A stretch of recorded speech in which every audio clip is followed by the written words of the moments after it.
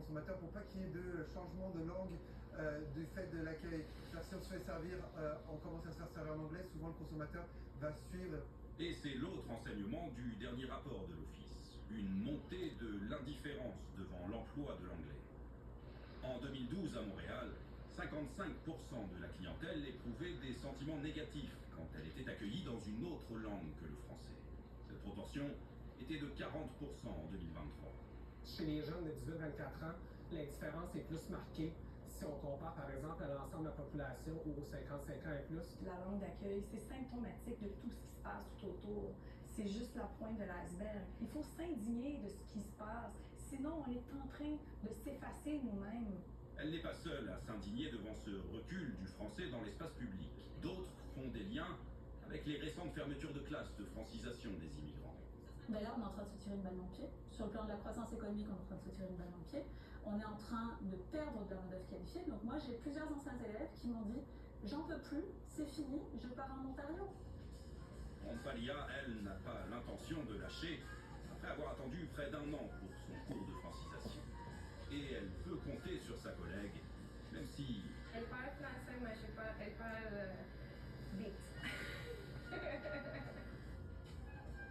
Ici Mathieu Prost, Radio-Canada, Montréal.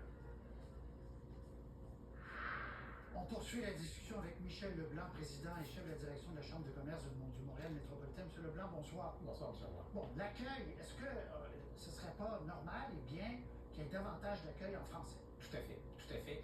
Ça fait des années qu'on dit qu'il n'y a aucune raison d'utiliser le bonjour. Le bonjour est reconnu partout. On le voit sur les taxis qui circulent. Il n'y a pas un touriste, il n'y a personne qui ne comprend pas que c'est un taxi puis que le mot bonjour veut dire ce que ça veut dire.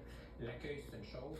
Je prends quand même une note qu'on dit que le niveau de service en français se maintient, ce qui est bon.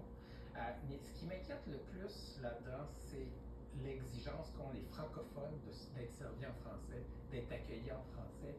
Nous, à la Chambre, ça fait des années qu'on amène les commerçants à se franciser sur les lieux de travail. Une des premières choses qu'on sait qu'on doit faire, c'est de dire à la communauté, à aider les gens, parlez-leur en français. Comme le disait la dame Omfalia, elle disait, parlez-moi un petit peu plus lentement. C'est important si on veut. Vous dites que cette attitude que beaucoup ont à Montréal de dire, bon, mais si je vois qu'il est plus à l'aise en anglais, je ne vais pas exiger le français, je vais parler en anglais. Et Mathieu parlait du fait que les gens, non, ils laissent aller. Ça, vous dites, c'est dommage. Il faut rester attentif.